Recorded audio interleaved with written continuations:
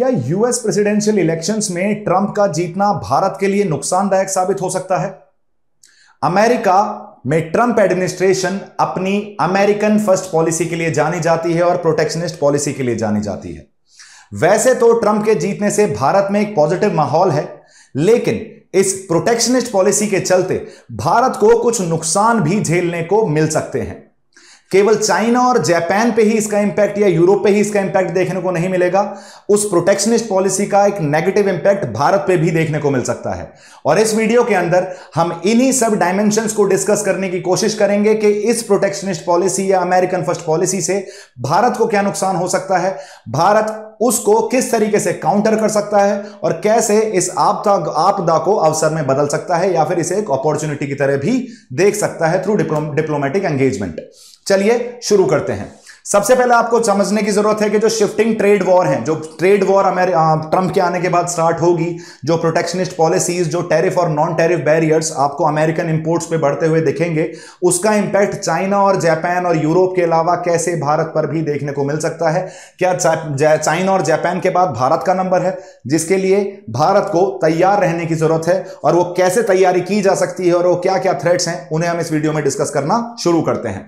सबसे पहले आपको समझने की जरूरत है कि अमेरिका में जब ट्रंप एडमिनिस्ट्रेशन आती है तो वो एक रीजनलाइजेशन और एक प्रोटेक्शनिस्ट अप्रोच के लिए जानी जाती है। मतलब कि अब अमेरिकन मैन्युफैक्चरिंग हब को वो मतलब बेसिकली डिपेंडेंस उसकी कम करना चाहेंगे, वो ज्यादा इंटरनली लुकिंग पॉलिसीज को ज्यादा अपनाते हैं rather than outward looking policies को, इनवर्ड लुकिंग पॉलिसीज पे ज्यादा रिलाई करते हैं वो। साथ ही साथ हमने जब पास्ट की एडमिनिस्ट्रेशन देखी है ट्रंप की, तो हमें उसमें ये देखने को मिला था भारत को जनरलाइज सिस्टम ऑफ प्रेफरेंसेस से अलग कर दिया गया था। अब ये जीएसपी क्या है? जीएसपी एक कैटेगरी है जिसमें यह बोला जाता है कि अगर डेवलपिंग कंट्री है तो उसको आप एक प्रेफरेंशियल स्टेटस प्रोवाइड करेंगे, जिसकी वजह से उस कंट्री से जो इंपोर्ट आ रहे हैं यूएस के अंदर, उनके ऊपर रिलेटिवली टैरिफ कम लगाया जाएगा। तो भारत को जीएसपी से पहले ही बाहर कर दिया गया था। भारत में एल्यूमिनियम स्टील के ऊपर और ज्यादा टैरिफ लगाए गए थे, और वैसे ही कुछ चांसेस इस बार भी देखने को मिल रहे हैं कि जो मेजर सेक्टर्स हैं जिसमें भारत और यूएस एंगेज करते हैं, कोऑपरेट करते हैं, उनमें क्या क्या प्रॉब्लम्स देखने को मिल सकती हैं। अगर हम देखें by the article which is written just behind me, उसमें आपको देखने को मिलेगा कि एक सिग्निफिकेंट शिफ्ट देखने को मिल सकता है ग्लोबल ट्रेड लैंडस्केप में। यूएस का ट्रेड पॉलिसी का चेंज करना ग्लोबल पॉलिसीज या ग्लोबल ट्रेड में एक मेजर चेंज ला सकता है, एक मेजर शिफ्ट ला सकता है, क्योंकि यूएस आज भी इकोनॉमिक हेजेमनी है और पूरी तरीके से ग्लोबल इकोनॉमी यूएस पर डिपेंडेंट दिखती है। और वो अब से नहीं चल रहा है, चाहे वो 2008 का क्राइसिस हो, चाहे वो 1929 का क्राइसिस हो। जब भी यूएस में इकोनॉमिक क्राइसिस आया है, उसका खामियाजा बाकी देशों को भी भुगतना पड़ा है, क्योंकि पूरी तरीके से डॉलर का जो डोमिनेशन है ग्लोबल इकोनॉमी में, वो एक बहुत मेजर रोल प्ले करता है ट्रेड पर्सपेक्टिव में when it comes to the global trade. तो हमें यह देखने को मिल रहा है कि जैसे ही आपको ग्लोबल ट्रेड लैंडस्केप चेंज होता हुआ दिखेगा अमेरिका की प्रोटेक्शनिस्ट पॉलिसीज की वजह से, इंटरनेशनल इकोनॉमिक रिलेशंस में आपको ट्रेड वॉर जैसी चीजें जो हैं वो डोमिनेट करती हुई दिखेंगी। Tariff war, non tariff war, जो टैरिफ बैरियर्स लगाए जाएंगे, बेसिकली टैक्सेशन बढ़ाया जाएगा, जो डोमेस्टिक जो प्रोक्योरमेंट की पॉलिसीज अपनाई जाएंगी जिन्हें हम नॉन टैरिफ बैरियर बोल सकते हैं। जो मेन फोकस रहेगा वो ऑफ कोर्स यूनाइटेड स्टेट पर ही रहने वाला है, specifically under the Donald Trump, जिनकी पॉलिसीज जनरली यूएस की ट्रेड स्ट्रेटेजी को ऑल्टर करने के लिए जानी जाती हैं। वैसे यूएस अपने आप को एक लिबरल, एक ग्लोबलाइजेशन, एक ओपन सोसाइटी की तरह रिप्रेजेंट करता है, लेकिन ट्रंप बीइंग अ कंजर्वेटिव, वो अमेरिकन इंटरेस्ट को फोरफ्रंट पे रखते हैं, अमेरिकन ट्रेड इंटरेस्ट को फोरफ्रंट पे रखते हैं, अमेरिकन लोगों के इंटरेस्ट को फोरफ्रंट पे रखते हैं, जिसकी वजह से बाकी देशों पे एक नेगेटिव इंपैक्ट भी देखने को मिल सकता है। सेकेंड टर्म ट्रंप का स्टार्ट हो जाएगा। अभी जो हमें नवंबर में वोटिंग होती हुई दिखी है, this was the fourth stage of US election, that is the popular vote. अभी इलेक्टोरल कॉलेज वाले जो इलेक्शंस हैं that would be occurring in December, जिसके बाद फाइनली ट्रंप की जो टर्म है वो ऑफिशियली स्टार्ट होता हुआ दिखेगा आपको। उसके बाद आपको इंडिया की इकोनॉमी पे भी एक सिग्निफिकेंट इंपैक्ट देखने को मिल सकता है cause of the measures which are being taken by Trump administration and which has already been taken by Trump administration in his first term. जब हम सेक्टर्स की बात करते हैं स्पेशली जिसमें दोनों नेशंस बहुत ज्यादा एंगेज करते हैं, कोऑपरेट करते हैं, for example pharmaceuticals, IT services, along with manufacturing, along with textiles, इन सब में भारतीय इंडस्ट्रीज को नेगेटिव इंपैक्ट देखने को मिल सकता है। समझने की कोशिश करते हैं इन बातों को डिटेल में। सबसे पहले यूएस प्रोटेक्शनिज्म का मतलब क्या है, अमेरिकन फर्स्ट पॉलिसी का मतलब क्या है। डोनाल्ड ट्रंप की एडमिनिस्ट्रेशन पर्टिकुलरली जानी जाती है प्रोटेक्शनिस्ट पॉलिसीज के लिए, यूएस मैन्युफैक्चरिंग जॉब्स को प्रोटेक्ट करने के लिए। और वो कैसे प्रोटेक्ट करती है यूएस जॉब्स को? By targeting foreign imports. वो फॉरेन इंपोर्ट्स के ऊपर टैरिफ इतना ज्यादा लगा देती है कि इंपोर्टेड मटेरियल का प्राइस क्या हो जाता है? बढ़ जाता है, मतलब उसकी कॉम्पिटिटिवनेस कम हो जाती है, जिससे अमेरिकन प्रोडक्ट्स पे ज्यादा फोकस किया जा सके, अमेरिका के अंदर जो प्रोडक्ट्स बन रहे हैं उनको एक एडेड एडवांटेज मिल सके। स्पेशली ये पॉलिसीज हमें तब देखने को मिलती हैं जो यूएस के ट्रेड रिप्रेजेंटेटिव हैं, या जो ट्रंप के अंदर जो ट्रेड रिप्रेजेंटेटिव हैं यूएस के, जिनका नाम है रॉबर्ट लाइटहाइजर, जिनका काम ही है इन ऐसी पॉलिसीज को चैंपियन करना जिन्हें हम प्रोटेक्शनिस्ट या फिर रीजनलाइज्ड पॉलिसीज बोल सकते हैं। ये पॉलिसीज ने पास्ट में भी 2016 से 2020 के बीच में भी यूरोप और यूएस, जापान और यूएस, इंडिया और यूएस के बीच में ट्रेड वॉर्स देखी थी, और ऐसा ही कुछ चाइना के साथ इस बार भी देखने को मिल सकता है। और जो बाकी ट्रेडिंग पार्टनर्स हैं यूएस, उनके साथ भी ये ट्रेड वॉर्स आपको कंटिन्यू होते हुए देख सकती हैं। उन ट्रेड पार्टनर्स में India is also one of the most important partner, जिसे अब तक काफी ज्यादा फायदा प्रोवाइड कराया गया है by the US. But Trump do not agree with this, और वो चाहता है कि रेसिप्रोसिटी देखने को मिलनी चाहिए, बराबरी देखने को मिलनी चाहिए ट्रेड पर्सपेक्टिव में। अगर हम यूएस प्रोडक्ट्स के ऊपर ज्यादा टैरिफ लगाते हैं तो यूएस उस चीज को रेसिप्रोकेट करेगा और हमारे प्रोडक्ट्स के ऊपर भी ज्यादा टैरिफ लगाएगा, जिससे यूएस प्रोडक्ट्स को ज्यादा से ज्यादा इंपॉर्टेंस मिल सके। जो ट्रेड डेफिसिट है यूएस का भारत के साथ, इंडिया के दो सबसे बड़े ट्रेड पार्टनर हैं चाइना और यूएस। चाइना के साथ हम बहुत ज्यादा ट्रेड डेफिसिट में चलते हैं, लेकिन यूएस के साथ हम ट्रेड सरप्लस में चलते हैं। लेकिन ट्रंप हमारा ट्रेड सरप्लस होना पॉजिटिवली नहीं देखते, इसलिए हाई चांसेस हैं कि ट्रंप के सेकंड टर्म के अंदर इंडिया को इंडिया के प्रोडक्ट्स के ऊपर इंक्रीज टैरिफ्स देखने को मिल सकते हैं, प्रोटेक्शनिस्ट मेजर्स देखने को मिल सकते हैं, स्पेशली उन एरियाज में जो यूएस और इंडिया जहां आपस में कंपीट करते हुए दिखते हैं, जैसे फार्मास्यूटिकल्स, जैसे IT services. Right, I guess आपको एक लार्जर पर्सपेक्टिव समझ में आ चुका होगा कि किस तरीके से यूएस की ट्रेड पॉलिसीज, ट्रंप की ट्रेड पॉलिसीज इंडिया के लिए एक थ्रेट साबित हो सकती हैं। इंपैक्ट के कौन कौन से सेक्टर्स हैं इंडिया के जिनके ऊपर मेजर आपको इंपैक्ट देखने को मिलेगा? सबसे पहला है pharmaceuticals. India is known as the pharmacy of the world cause of its generic medicine. Bharat के अंदर जो सस्ती दवाइयां बनती हैं, इंडिया के अंदर एक कंपलसरी लाइसेंसिंग का कंसेप्ट है।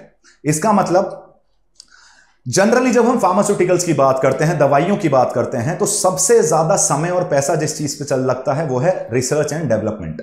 तो बड़ी बड़ी कंपनियां 20-20 साल तक, 30-30 साल तक रिसर्च एंड डेवलपमेंट करती हैं और उसके बाद कोई दवाई प्रोड्यूस करती हैं। हमारा जो इंडियन पेटेंट एक्ट है 1971 का, उसके अंदर एक टर्म दे रखी है कंपलसरी लाइसेंसिंग, जिसका मतलब है कि मैं एक्चुअल पेटेंट ओनर की परमिशन के बिना उसके प्रोडक्ट को मैन्युफैक्चर कर सकता हूं इन इंडिया, स्पेशली फार्मास्यूटिकल में। जरूरी क्यों है?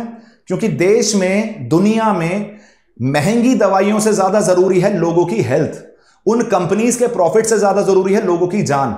इसलिए अफ्रीकन कंट्रीज हो गई, लैटिन अमेरिकन कंट्रीज हो गई, या लेसर डेवलप्ड जो कंट्रीज हैं, उनके लिए जो भारत की दवाइयां हैं, जो भारत की जेनरिक मेडिसिन हैं, भारत की सस्ती मेडिसिन हैं, वो औषधि का काम करती हैं, वो संजीवनी का काम करती हैं, क्योंकि उनकी कैपेसिटी नहीं है कि वो डेवलप्ड कंट्रीज द्वारा डेवलप्ड महंगी मेडिसिन को खरीद सकें। तो इसलिए इंडिया को फार्मेसी ऑफ द वर्ल्ड भी बोला जाता है। अब इंडिया ये अपनी मेडिसिन जो है वो यूएस भी सप्लाई करता है, इंडिया ग्लोबल सप्लायर है जेनरिक मेडिसिन का, और माना जा रहा है कि काफी ज्यादा टैरिफ और ट्रेड रेस्ट्रिक्शंस इंपोज किए जा सकते हैं यूएस द्वारा इन दवाइयों पर, जिसकी वजह से हमारा ये जो फार्मास्यूटिकल इंडस्ट्री है इसमें एक मेजर इंपैक्ट देखने को मिल सकता है। साथ के साथ वो जो कंपलसरी लाइसेंसिंग की वजह से इंटेलेक्चुअल प्रॉपर्टी का जो एक इशू आता हुआ दिखता है, जिसमें यूएस हमसे बोलता है कि हमें ट्रिप्स प्लस का पार्ट बनना चाहिए, लेकिन हम WTO वर्ल्ड ट्रेड ऑर्गेनाइजेशन द्वारा मैंडेटेड ट्रिप्स को फॉलो करते हैं, which is the basic requirement, और हम उसको फॉलो कर रहे हैं। साथ के साथ दूसरा एस्पेक्ट ये भी है, यूएस में दवाइयां बहुत महंगी हैं और जेनरिक मेडिसिन का प्राइस कम है, जिसकी वजह से उनकी कॉम्पिटिटिवनेस क्या है, ज्यादा है। एक तो टैरिफ लगाया जाएगा, जिससे इन जेनरिक मेडिसिन का प्राइस क्या हो जाएगा, बढ़ता हुआ दिखेगा। दूसरी चीज, आप एक ये भी देखने को मिलेगा आपको, यूएस पास्ट में भी किया था ट्रंप ने अपने लास्ट टर्म में, कि उन्होंने कुछ दवाइयों की जो प्राइस थी उस पर एक सीलिंग लगा दी थी कि इससे महंगी नहीं बिकेंगी। और हमें उम्मीद है कि इस बार भी फार्मास्यूटिकल इंडस्ट्री में यूएस के अंदर कुछ दवाइयों के प्राइसेस पे सीलिंग लगाई जाएगी, जो कॉम्पिटिटिवनेस है इंडियन जेनरिक मेडिसिन की, जिसकी वजह से कम होती हुई दिख सकती है और फार्मास्यूटिकल इंडस्ट्री को एक नेगेटिव इंपैक्ट देखने को मिल सकता है। Second is IT services. Bharat IT services में लीडर माना जाता है। हम एक जीडीपी कंट्रीब्यूशन के हिसाब से देखें तो 55 to 58% हमारा जो जीडीपी कंट्रीब्यूशन है that is coming from service sector, जिसमें आईटी इंडस्ट्री बहुत एक मेजर रोल प्ले करती है। और हम आउटसोर्सिंग के लिए भी जाने जाते हैं। अब ये आउटसोर्सिंग का मतलब क्या है? Majority of the larger companies जो हैं यूएस की, अब उनके प्रॉफिट ओरिएंटेशन के हिसाब से देखा जाए, उन्हें कोई काम करना है which is a basic job. या तो वो यूएस में से लोगों को हायर करें और उस काम को खुद करें, तो उसमें उनके लिए पैसा बहुत ज्यादा लगेगा क्योंकि यूएस में लेबर चार्जेस बहुत ज्यादा हैं। या फिर किसी कंपनी को वो कॉन्ट्रैक्ट प्रोवाइड कर दें इन अ कंट्री लाइक इंडिया, जहां चीप लेबर प्रोवाइड किया जा सकता है और उस काम को सस्ते में किया जा सकता है। और दूसरी चीज, अगर वो कंपनी ठीक से काम नहीं कर रही है तो कॉन्ट्रैक्ट उठा किसी और को दे दो, आपको पूरी तरीके से रीशफलिंग करने की जरूरत नहीं पड़ेगी। इसलिए countries like TCS, countries like basically Wipro, ये इंडिया में आउटसोर्सिंग के लिए जानी जाती हैं, जो माइक्रोसॉफ्ट और गूगल जैसी कंपनीज के लिए आउटसोर्सिंग का काम करती हैं। तो इंडिया आईटी सर्विसेज और आउटसोर्सिंग के लिए काफी ज्यादा जाना जाता है। और इंडिया इस पर्सपेक्टिव में, इंडिया की आईटी इंडस्ट्री को एक ज्यादा स्क्रूटिनी देखने को मिल सकती है यूएस के अंदर, क्योंकि जो इश्यूज हैं like data privacy, intellectual property rights, visa restrictions, जो प्रोफेशनल्स मूव कर रहे हैं H1B वीजा के ऊपर, majority of them are in the software sector, majority of them techies हैं ज्यादातर वो, तो उनके लिए भी आपको रेस्ट्रिक्शन देखने को मिल सकता है, जिसकी वजह से आईटी का जो ग्रोथ है इंडिया के अंदर, ग्रोथ ट्रेजेक्टरी जो है वो आपको डाउनवर्ड ट्रेंड की तरफ जाती हुई दिख सकती है। समझने वाली बात यह है कि जब मैं आईटी प्रोफेशनल की बात कर रहा हूं, आईटी सर्विसेज की बात कर रहा हूं, यहां आपने टर्म देखा है कि डेटा प्राइवेसी, हम बात करते हैं डेटा लोकलाइजेशन की, कि भाई हमारा डेटा हमारे देश से बाहर नहीं जाना चाहिए, यूएस कंपनी हमारे डेटा को यूज नहीं करेगी। नुकसान क्या है?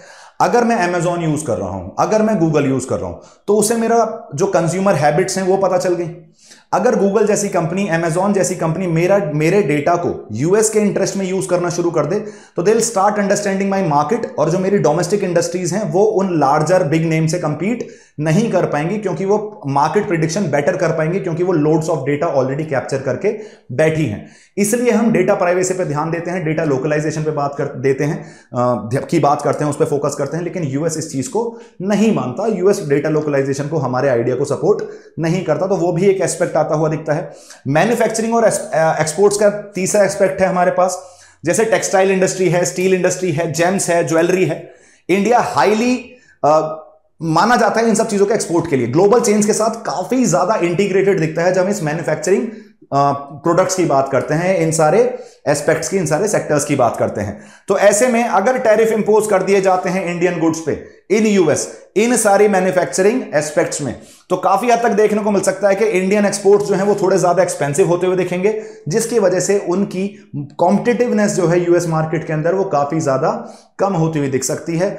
हम ट्रेड सरप्लस में चल रहे हैं यूएस के साथ, और वो जो ट्रेड सरप्लस है, ट्रंप पूरी कोशिश करेंगे कि जो उनका ट्रेड डेफिसिट है विद इंडिया उसको कम से कम किया जा सके। तो इसलिए मैन्युफैक्चरिंग सेक्टर में, आईटी सेक्टर में और फार्मास्यूटिकल सेक्टर में आपको एक नेगेटिव इंपैक्ट देखने को मिल सकता है। चैलेंजेस क्या हैं? जो मैंने अभी आपको बताया कि एक्सपोर्ट्स पे टैरिफ बढ़ेंगे, जैसे फार्मास्यूटिकल पे टैरिफ बढ़ते हुए दिखेंगे, आईटी सर्विसेज पे ज्यादा स्क्रूटनी होती हुई दिख सकती है, और जो ट्रेड इंबैलेंसेज हैं उसके लेके आपको रिटेलिएशन देखने को मिल सकता है कि जो ट्रेड डेफिसिट है यूएस के साथ, जो यूएस का बढ़ता जा रहा है भारत के साथ, उसमें आपको रिटेलिएटरी टैरिफ्स देखने को मिल सकते हैं, जिससे इसको बराबर लाया जा सके। वो हमारे प्रोडक्ट के ऊपर टैक्सेस बढ़ाएंगे, जिससे थोड़ा सा इस ट्रेड बैलेंस को मेंटेन किया जा सके, बैलेंस की तरफ लेके आया जा सके। टेक्सटाइल, जेम्स, ज्वेलरी और स्टील, जैसा मैंने आपको बताया, इन पे रिलेटिवली थोड़ा सा ज्यादा इंपैक्ट देखने को मिल सकता है। साथ के साथ एंटी डंपिंग ड्यूटीज भी देखने को मिल सकती हैं। अब एंटी डंपिंग ड्यूटीज क्या होती हैं? देखो, डंपिंग का मतलब होता है फेंकना, जनरली हम कूड़े के लिए बोलते हैं जी, कूड़ा डंप कर दिया। अगर कंट्री किसी दूसरी कंट्री के अंदर या तो उस प्रोडक्ट को प्रोडक्शन कॉस्ट से कम में बेचने की कोशिश करे, या उसको उस प्राइस पे बेचने की कोशिश करे जो उसके खुद के मार्केट प्राइस से कम है।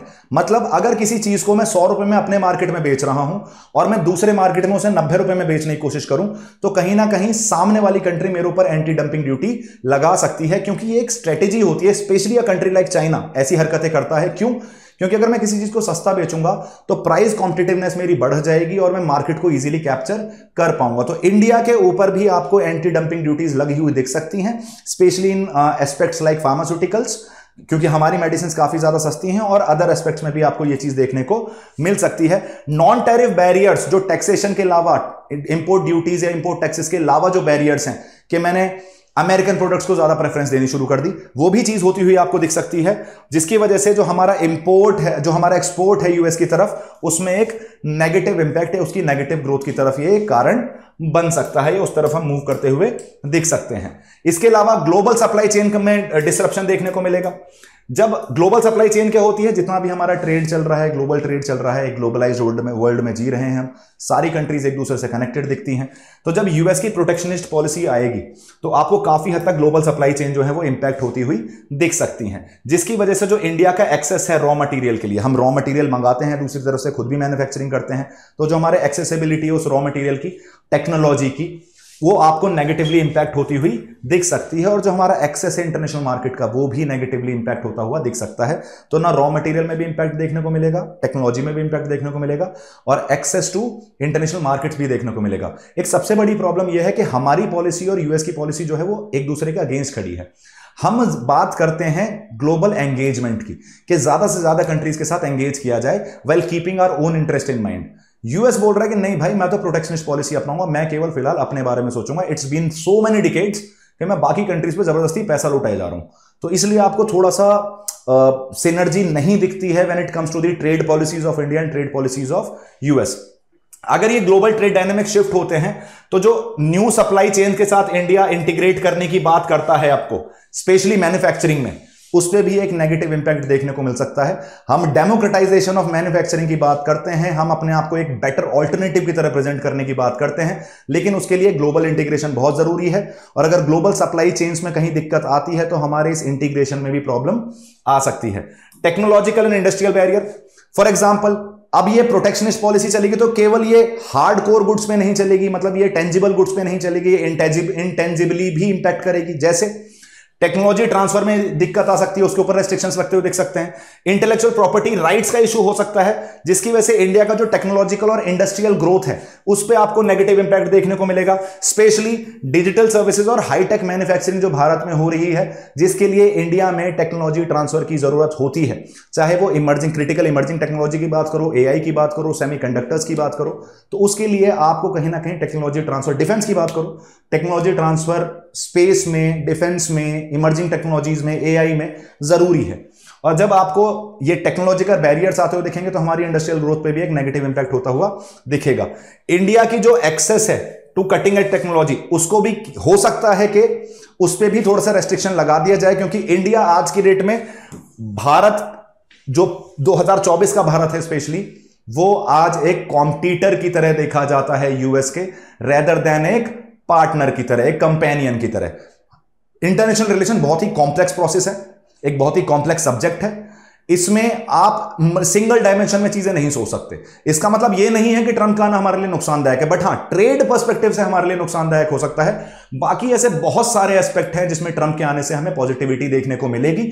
हमारी कोशिश यही रहनी चाहिए कि किस तरीके से हम पॉजिटिव चीजों को ध्यान में रखते हुए ट्रंप एडमिनिस्ट्रेशन के साथ बार्गेन करें, और अपनी ये जो नुकसान की हम बात कर रहे हैं इतने सारे, उनको काउंटर करने की कोशिश करें। आगे बढ़ते हैं।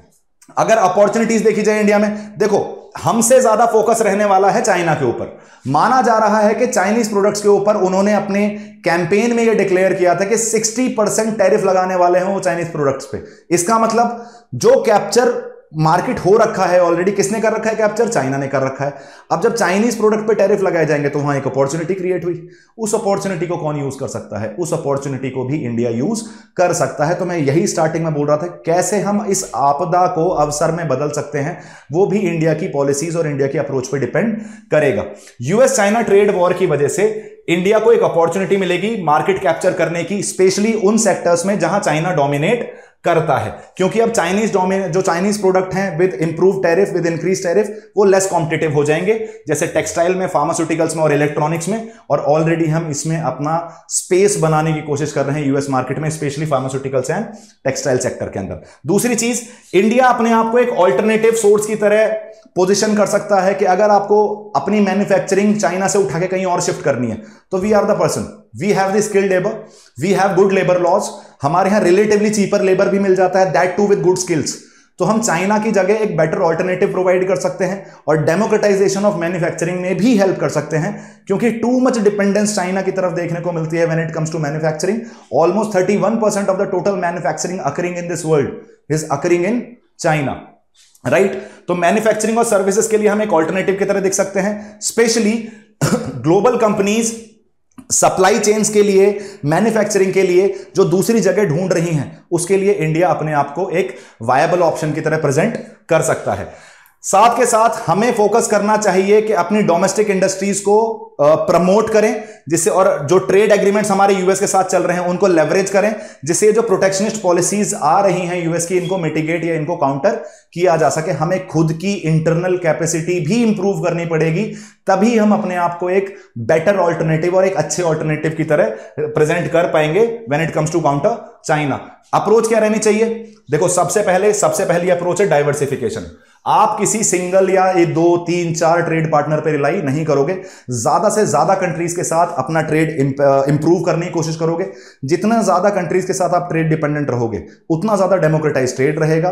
तो अगर एक कंट्री कोई बदतमीजी करती भी है, तो आपके ट्रेड पे बहुत ज्यादा एक मेजर इंपैक्ट होता हुआ नहीं दिखेगा। इसलिए इंडिया को अपना ट्रेड डाइवर्सिफाई करना कंटिन्यू रखना चाहिए, जिससे वो एशिया में भी अपनी स्ट्रेंथ बनाए। अफ्रीका एक बहुत बड़ा मार्केट है, लैटिन अमेरिका एक बहुत बड़ा मार्केट है। लैटिन अमेरिका को अभी पूरी तरीके से ठीक से एक्सप्लोर भी नहीं किया है हमने, तो बहुत अपॉर्चुनिटीज हैं और इन इमर्जिंग मार्केट्स को भी हमें एक्सप्लोर करने की जरूरत है, जिससे हमारी डिपेंडेंस जो है किसी पर्टिकुलर एक इकोनॉमी, चाहे वो चाइना हो चाहे वो यूएस है, उस पर कम की जा सके।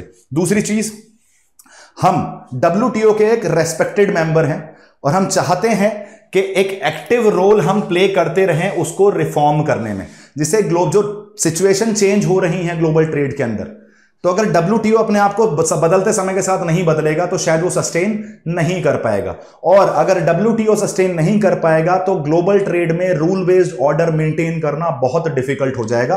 तो हम कंटिन्यूसली हमें फोकस करना चाहिए कि एक रूल बेस्ड सिस्टम को सपोर्ट करें हम WTO के अंदर, जो रिक्वायर्ड रिफॉर्म्स हैं उनको भी सपोर्ट करें, जिससे डेवलपिंग नेशंस के जैसे हम हैं उनके इंटरेस्ट को सेफगार्ड किया जा सके इन सिनेरियोज जैसा भी प्रेजेंट में बनता हुआ दिख रहा है, जब एक प्रोटेक्शनिस्ट पॉलिसी की तरफ दुनिया की सबसे बड़ी इकोनॉमी मूव करने की बात कर रही है।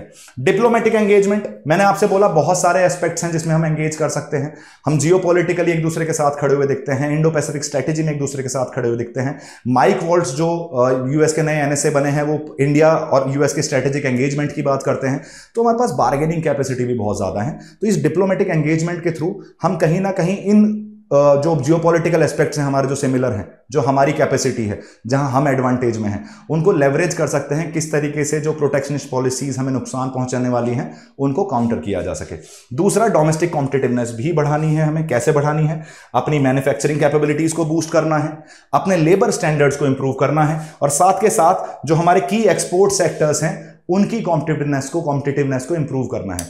माना जाता है कि अगर भारत को सच में ठीक से ग्रो करना है तो इंडिया का एक्सपोर्ट पर ईयर लगभग 8.5% से ग्रो करना चाहिए।